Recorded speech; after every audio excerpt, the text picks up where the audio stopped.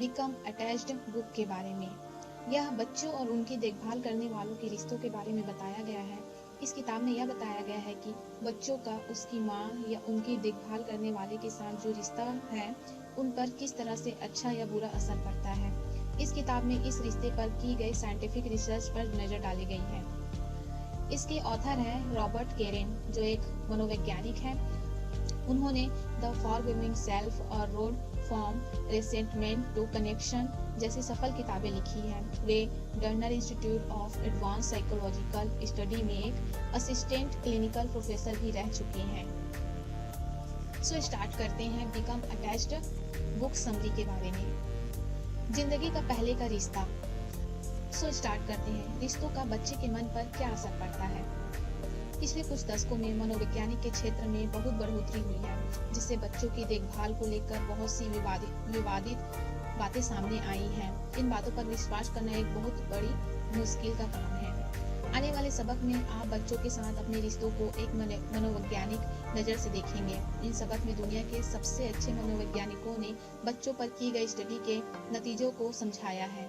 इसे पढ़कर आप सीखेंगे कि बच्चों और उनकी देखभाल करने वालों के बीच संबंधों का उन पर क्या असर पड़ता है, जिससे आप अपने बच्चों को समझकर उसे एक अच्छी परवरिश दे सकते हैं। बच्चों और उनके पेरेंट्स या दूसरे देखभाल करने वालों के बीच रिश्ते को अटैचमेंट कहते हैं। ज्यादातर लोगों के बचपन की यादों में सिर्फ वही शख्स होता है जिसे बचपन में उनकी देखभाल की थी। ज्यादातर लोगों की देखभाल उनकी माँ करती है। बच्चों और उनकी देखभाल करने वालों के बीच इस खास रिश्ते को अटैचमेंट कहते हैं। अटैचमेंट का रिश्ता बच्चों की जिंदगी के पहले साल से ही शुरू हो जाता है, क्योंकि छोटे बच्चे खुद से अपनी देखभाल नहीं कर सकते, इसलिए इस रिश्ते की उन्हें बहुत जरूरत होती है। जिंदगी के पहले कुछ हफ्तों में बच्चे किसी को नहीं पहचानते। धीरे धीरे वह चेहरा पहचानने लगते हैं और अंतर करना सीखते हैं। अटैचमेंट की शुरुआत तब होती है जब बच्चे अपनी देखभाल करने वाले के पास न होने पर दुखी हो जाते हैं। हाँ, अपने वातावरण को समझते वक्त अपनी माँ के पास होने वाले बच्चे सुरक्षित महसूस करते हैं। जी हाँ, बचपन में किसी चीज से डरने पर हम सीधा अपनी माँ के पास ही जाते हैं। ऐसा इसलिए होता है क्योंकि अपनी माँ के पास रहने पर बच्चे सुरक्षित महसूस करते हैं। बच्चे जब चार पैरों पर चलना शुरू करते हैं तो वो अपने वातावरण को समझने की कोशिश करने लगते हैं। चल फिर कर अपने आसपास की चीज़ों को देखने और समझते हैं। पर जैसे जैसे ही अपनी माँ या अपनी देखभाल करने वाले से दूर होते हैं, वो रोने लगते हैं। अपनी माँ के पास होने पर उन्हें अच्छा लगता है। बंदरों पर की गई स्टडी से हमें बहुत सी बातें पता चलती हैं। एक और एक्सपेरिमेंट में एक बंदर के बच्चे को एक पिंजरे में वायर से बनाए गए नकली बंदर के साथ रखा गया और दूसरे बच्चे को अकेले एक पिंजरे में बंद कर दिया गया। जिस बंदर को अकेले रखा गया वो एक कोने में डरकर बैठा रहता था और रोता था। है, अपनी माँ से दूर होने पर बच्चे को परेशानियां होती हैं।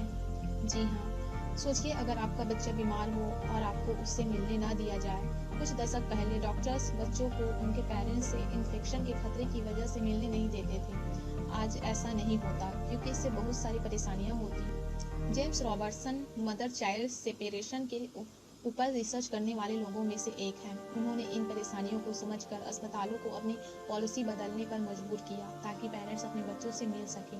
अस्पतालों को ये बातें समझाने के लिए उन्होंने बहुत सारी फिल्में भी बनाई हैं। एक फिल्म एक 2 साल की लड़की को उनके पेरेंट्स से सिर्फ 8 दिनों तक अलग रखा गया। उसके पेरेंट्स को उससे सिर्फ 45 मिनट तक मिलने दिया गया था।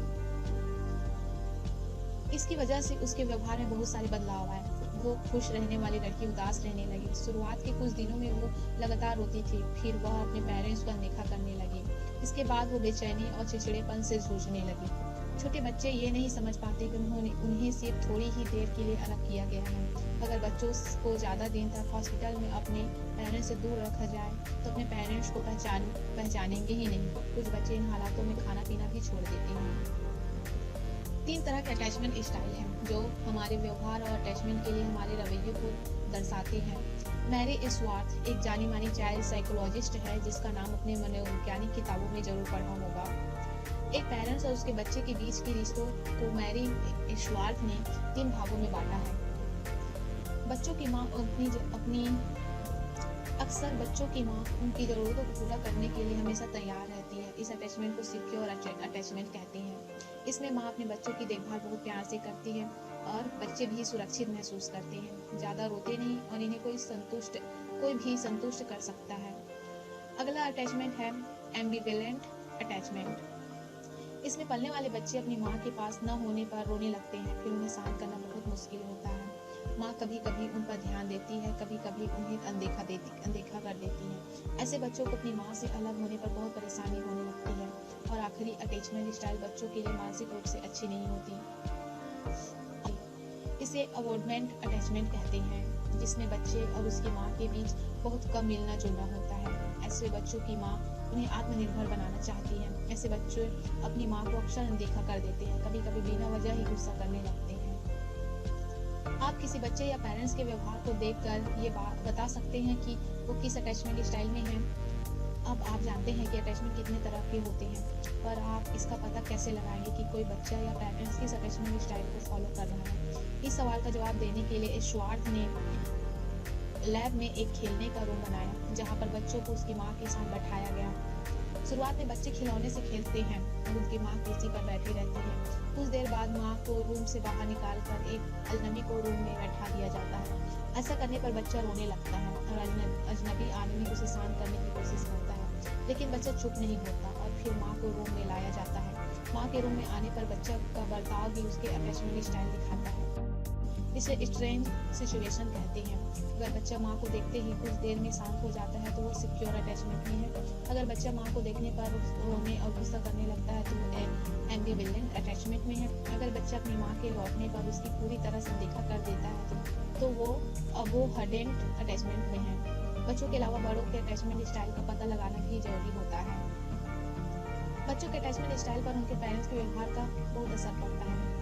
अगर आप अपने बचपन के एक्सपीरियंस को नहीं समझ पा रहे हैं तो आपको अपने बच्चों को संभालने में दिक्कतें हो सकती हैं। एक पेरेंट्स का काम है कि वो अपने बच्चे को आत्मनिर्भर बनाए ताकि वो उनके बगैर ही दुनिया देख सके। ऐसे में उन्हें अपनी भावनाओं को समझना आना चाहिए। अगर आप खुद अपनी भावनाओं को नहीं समझ पा रहे हो, आप अपने बच्चों को यह नहीं सिखा पाएंगे। एक अच्छा पेरेंट्स बनने के लिए आपको खुद की भावनाओं को समझना जरूरी होता है। पहले रिश्ते का असर उसके बचपन के साथ साथ उसके एडल्ट लाइफ पर भी पड़ता है। बच्चों का उसकी माँ के साथ एक अच्छा रिश्ता होना चाहिए जिससे वो सुरक्षित महसूस करके दुनिया को समझ सके। अपने बच्चों का साथ हमेशा दीजिए। बच्चे सही या गलत की पहचान करना अपने पेरेंट्स से ही सीखते हैं। ऐसे मेरा कंटेंट आपको अच्छा लगा हो तो मुझे लाइक कीजिए, कमेंट कीजिए, शेयर कीजिए और सब्सक्राइब करना ना भूलिए। Thank you. घर में रहिए, सुरक्षित रहिए।